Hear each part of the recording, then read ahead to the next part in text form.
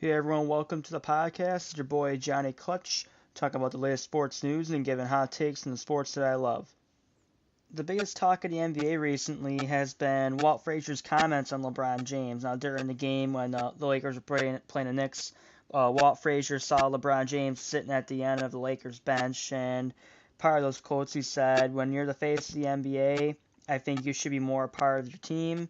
And he also ended his comments by saying, "quote unquote," he doesn't really care. I honestly don't get why people are so upset with what Frazier said. He was speaking the truth, and it was literally on your TV screen if you were watching the game. A true team doesn't have any players sitting away from the team when the coach is speaking, especially during a timeout. These are the type of things that have led to so much disconnect and chemistry issues from the Lakers this season. And I hate the argument of, oh, he normally does that. LeBron normally sits there. To me, that makes it even worse. You're telling me LeBron never joins the team during a timeout? Just imagine being another player in that team and seeing your so-called leader do stuff like that. And, yeah, and also imagine this. Imagine LeBron doing that with a team that had a coach like Pop. Even if you say he's not undermining his own teammates, I guess maybe you can make that argument. He's undermining his coach. And yeah, I know Luke Walton is probably going to be fired at the end of the season, but LeBron can't at least show him some respect and at least pretend that he cares. And when LeBron does this stuff, he knows the can of worms that he's opening. He knows how this is going to be perceived when he sits at the end of the bench like that. Also, if you hear Frazier's response to all the attention he's gotten from his comments, he makes even more sense of it, and even gives LeBron praise by saying he only said those things because he's always known LeBron as a guy that would always do the right thing. Defend LeBron all you want on this, but things like this are one of the reasons why this season has been such a disaster for the Lakers. And also, to all those people criticizing Walt Frazier, the last day or two, all these people don't know half as much as Walt Frazier knows about basketball. Don't get mad at the fact that he's speaking facts about one of your favorite players, and just because of that, don't question his basketball knowledge. And things like this LeBron has done throughout the season. Again, I haven't really been questioning his play as much as the crappy season he's had as a leader. He's had a terrible season as a leader. And with all the young players on this team, this has been the season that he's needed to be a leader the most in recent memory. And let's face it, he's failed miserably at it this season. And just so people don't say I'm piling on LeBron, it's just LeBron. No, it's not just LeBron. Another supposed leader of the team, Rajon Rondo, that Denver game, he was sitting closer to fans than he was of his own teammates, when the game was, just about over in the fourth quarter. To me, Rondo should be ashamed of himself about that. That's probably even worse than what LeBron did. And he should have honestly got disciplined from the team. If you don't care like that, then why are you even playing? I would have just sat him out the rest of the season, but that's just me. And I'm a guy that throughout the years has been a fan of Rajon Rondo's game, but when things go bad, he can just be such a headache. On to my next topic. I want to talk about the worst contract I feel in the NBA that I feel no one's really talking about, and that's Hassan Whiteside in Miami Heat.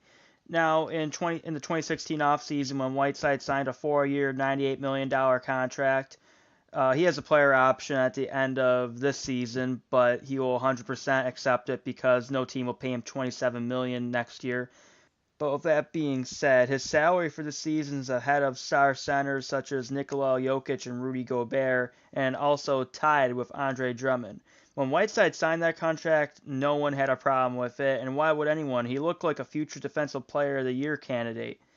The money seems to have changed Whiteside, though.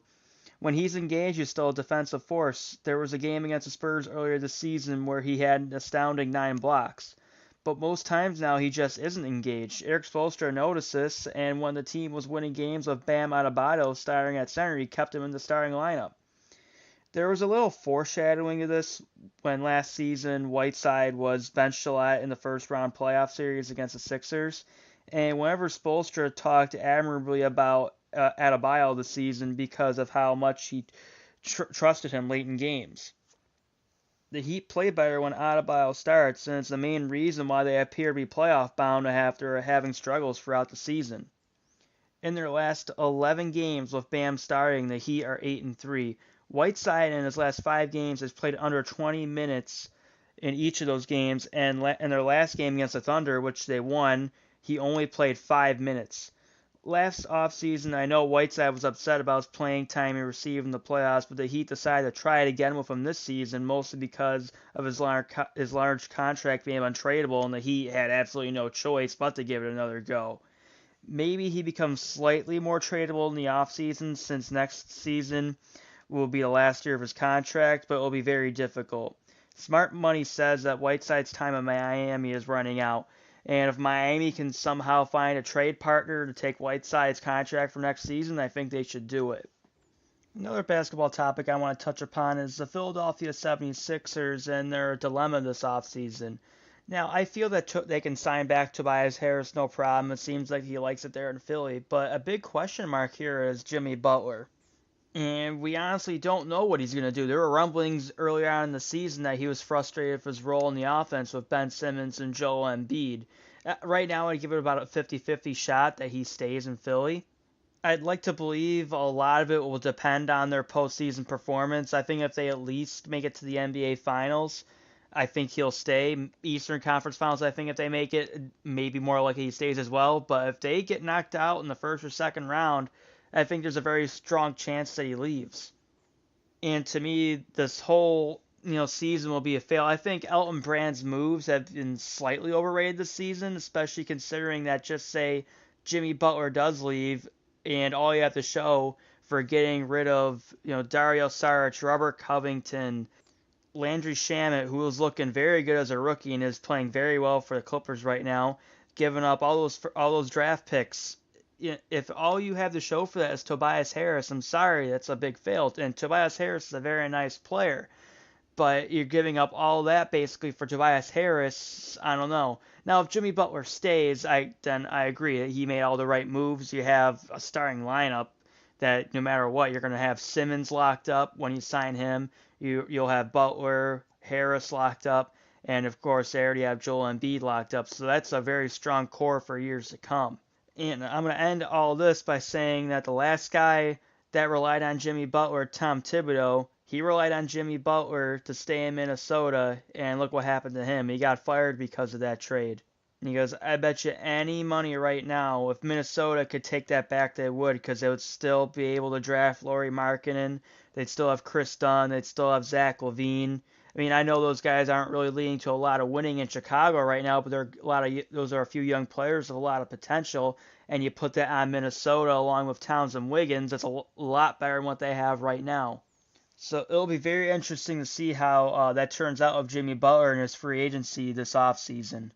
I would like to thank everyone that listens to this podcast. Please subscribe on iTunes and interact on any social media platform that you see this on. Leave likes, comments. So until next time, it's your boy Johnny Clutch. Peace out.